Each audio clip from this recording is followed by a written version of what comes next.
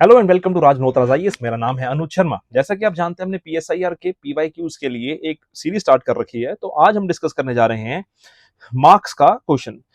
Marks का question जो हम डिस्कस करने जा रहे हैं, उस क्वेश्चन में हमने लिखा है कि discuss Karl Marx concept of class. 15 marks का ये क्वेश्चन है जिसमें डिस्कस कर रहे हैं कि discuss Karl Marx concept of class. अब हम देखते हैं कि इंट्रोडक्शन हमने क्या लिखना है। तो जब हम इंट्रोडक्शन की बात कर रहे हैं, इंट्रोडक्शन में हम बेसिक लिख सकते हैं कि brief introduction about basic concept of marks and the importance of class in Marxian theory. कि क्या मार्क्स का कॉन्सेप्ट है, बेसिक कॉन्सेप्ट क्या है मार्क्स का, और क्लास का क्या अंडरस्टैंडिंग है मार्क्स के कॉन्सेप्ट में। क्योंकि जब भी हम मार्क्स की बात करते हैं तो मार्क्स की अंडरस्टैंडिंग में क्लास जो है वो सबसे इंपॉर्टेंट कॉन्सेप्ट है। क्योंकि हम ये जानते हैं कि मार्क्स की सारी थ्योरी जो है वो क्लास कॉन्फ्लिक्ट के बेसिस के ऊपर ही फंक्शनिंग थ्योरी है। क्योंकि मार्क्स क्लास कॉन्फ्लिक्ट के आसपास ही अपनी सारी थ्योरी को चलाता है।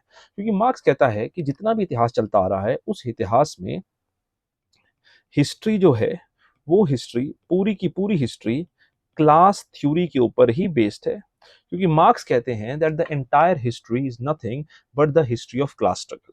तो जब marks history of class struggle की बात कर रहे हैं, तो मार्क्स कहते हैं कि सारी थ्योरी जो है वो क्लास कॉन्फ्लिक्ट या क्लास सोसाइटी के ऊपर ही बेस्ड है। तो जब क्लास कॉन्फ्लिक्ट और क्लास सोसाइटी की बेसिस के ऊपर मार्क्स चर्चा कर रहे हैं, तो मार्क्स अपनी क्लास की आइडिया की बात इस चीज में कर रहे हैं। तो इंट्रोडक्शन में हम बेसिक इंट्रोडक्शन दे सकते हैं मार्क्स की and the importance of class in Marxian theory. अब हम इसको फर्दर कैसे समझ सकते हैं कि Karl Marx perspective on class remains a fundamental element in the analysis of social organization, underscoring its significance as the primary determinant of individuals' positions. His conceptualization of class revolves around the notion of social relationship that emerges from ownership or lack of ownership of the means of production. क्योंकि देखो, अब means of production important क्यों है? क्योंकि means of production के basis के ऊपर तो क्लास डिवाइडेड है। क्योंकि मार्क्स की क्लास जो है वो इकोनॉमिक अंडरस्टैंडिंग के ऊपर डिवाइडेड है। तो मार्क्स की जो अंडरस्टैंडिंग है वो इकोनॉमिक बेसिस के ऊपर डिवाइडेड है। तो जब मार्क्स इकोनॉमिक बेसिस की डिवीजन की बात कर रहे हैं, तो जब तक मीन्स ऑफ प्रोडक्शन या मोड ऑफ प्रोडक्शन डिसाइड नहीं हो रहा, उसकी चर्चा नहीं हो रही, तब तक हम क्लास की डिवीजन की और क्लास के कॉन्फ्लिक्ट की बात नहीं कर सकते। तो हमने कहा कि explain what is the idea of mode of production and the division of class. फिर हाउ बुर्जुआ और haves exploited the have nots and the capitalist seek to maximum profits. कि किस तरह से जो बुर्जुआज हैं वो एक्सप्लॉइट करते हैं, और एक्सप्लॉइट करने से वो अपने मैक्सिमाइज करते हैं प्रॉफिट्स को। क्योंकि हमें सबको पता है कि कैपिटलिस्ट या बुर्जुआ जो है, उनका अल्टीमेट इंक्रीज क्या है, मोटिव क्या है? Profit maximisation. तो जो उनका अल्टीमेट मोटिव प्रॉफिट मैक्सिमाइजेशन है, तो उस प्रॉफिट मैक्सिमाइजेशन के लिए वो वर्कर्स को या हैव नॉट्स को या प्रोलेटरिएट्स को एक्सप्लॉइट करेंगे। तो जब वो वर्कर्स को प्रोलेटरिएट्स को एक्सप्लॉइट करेंगे, वो एक्सप्लॉइट करने के लिए क्या करेंगे? वो एक्सप्लॉइट करने के लिए, अपने प्रॉफिट इंक्रीज करने के लिए, इनकी सैलरीज, इनकी वेजेस को कम कर देंगे। अब जब इनकी वेजेस और इनकी सैलरीज कम होंगी, तभी तो बुर्जुआ का प्रॉफिट इंक्रीज होगा। इसी चीज की बात जो है वो मार्क्स ने करी।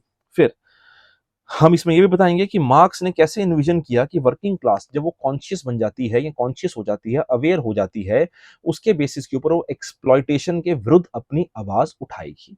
राइट। तो हम कहेंगे कि मार्क्स ने डिफाइन किया कि बुर्जुआ जो है वो ओनर्स है मींस ऑफ प्रोडक्शन के, और प्रोलेटरिएट जो है वर्किंग क्लास है। इन दोनों के बीच में एक इनहेरेंटली एक्सप्लॉइटेटिव रिलेशनशिप है। क्योंकि एक फायदा तभी होगा जब दूसरे का नुकसान होगा। तो जैसा मैंने आपको बताया कि प्रॉफिट बढ़ेगा तो दूसरे का नुकसान होगा। तो ये रिलेशनशिप प्लस प्लस नहीं, ये रिलेशनशिप प्लस माइनस वाला रिलेशनशिप है। फिर मार्क्स कहते हैं कि जो क्लास रिलेशनशिप्स हैं, ये कॉन्फ्लिक्ट और कॉन्ट्रडिक्शन पे बेस्ड हैं। Argue the interest of capitalist class and working class are fundamentally at odds. Capitalist to seek maximise labour के प्रॉफिट को कम करेंगे, सैलरी को कम करेंगे। मार्क्स ने ऐसे इन्विजन करा था कि जब क्लास कॉन्शियस हो जाती है, दे डेवलप क्लास कॉन्शियसनेस, तब वो रिवोल्ट करेंगे या रेवोल्यूशन होगा किसके खिलाफ? बुर्जुआ के खिलाफ। अब फिर मार्क्स ने कहा कि यार, इस चीज को रोकने के लिए जो बुर्जुआ है या स्टेट है, वो किसी तरह से एक्सप्लॉइट करते रहना चाहते हैं, और उसके लिए वो फॉल्स कॉन्शियसनेस क्रिएट करते हैं। अब फॉल्स कॉन्शियसनेस जो क्रिएट करते हैं, उस फॉल्स कॉन्शियसनेस से क्या होता है? उस फॉल्स कॉन्शियसनेस से वो एक्सप्लॉइट करते हैं वर्कर्स को। अब उस एक्सप्लॉइटेशन से बचने के लिए वर्कर्स जो हैं वो रिवोल्ट करते हैं। अब मार्क्स को क्रिटिसाइज किया जाता है वेबर के द्वारा, कि वेबर मार्क्स को क्रिटिसाइज करते हैं इकोनॉमिक डिटर्मिनिज्म। इकोनॉमिक डिटर्मिनिज्म का मतलब क्या है? कि मार्क्स की सारी थ्योरी सिर्फ इकोनॉमिक मॉडल के ऊपर ही बेस्ड हैं। मार्क्स की सारी थ्योरी जो है सिर्फ और सिर्फ इकोनॉमिक मॉडल के ऊपर ही बेस्ड हैं। Marx only focuses on economic understanding. तो वेबर कहते हैं Marx ideas are economically deterministic idea, कि मार्क्स सिर्फ और सिर्फ इकोनॉमिक अंडरस्टैंडिंग की ही बात कर रहे हैं।